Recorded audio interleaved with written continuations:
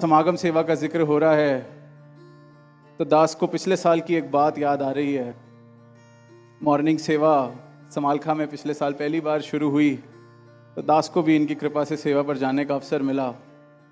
तो दास कोई अनुभव तो नहीं, ना कोई ऐसी समझ कि किस तरह से क्या करना है, पर कस्सी चलाने की कोशिश कर रहा था अपनी तरफ से। तो थोड़ी कुछ मिनट बीते, 10-15 मिनट, तो देखा कि हाथ पर छाले पड़ने शुरू हो गए हैं। पर दास कर रहा था कि चलो कोई नहीं, कभी कभी अवसर मिला है दातार माते से अरदास की कि शक्ति बख्शो सेवा कर सकें। 5 मिनट ये सिलसिला और चला। पीछे से एक आवाज आई कि थोड़ा ढीला पकड़ो। बहुत जोर से पकड़ी हुई है कस्सी। एक महापुरुष वो माहिर होंगे इस कला में, इस सेवा में, तो उन्होंने बस इतनी सी आवाज दी। अब दास ने सुनी, दास ने कहा आई तो मेरे लिए ही है ये आवाज।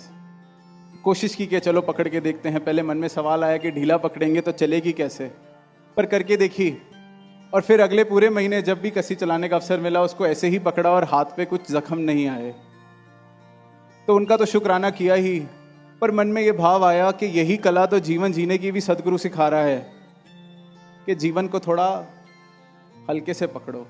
इतने जोर से पकड़ के रखोगे तो दुख, संताप आना ही आना है, जख्म पड़ने ही पड़ने हैं। आराम से, सहज भाव, इस जीवन को ऐसे पकड़ो, इस कला से पकड़ो कि आराम से, जख्म भी नहीं देगा और उपयोग भी पूरा हो जाएगा इस जीवन का। इसके सारी ये जो सुख सुविधाएं हैं, किसी को इतनी जोर से या कस के ना पकड़ लेना कि वो फिर तुम्हें, जो तुम्हारे इस्तेमाल के लिए आई थी, वो तुम्हें जख्म देने लगे, दुख देने लगे, जीवन की हालत ऐसी हो जाए। तो ये जीवन जीने की वो कला सिखा रहे हैं। इनके गुरसिक और भी जीवन में उसी कला के साथ कितने और फायदे हैं वो सिखा रहे हैं।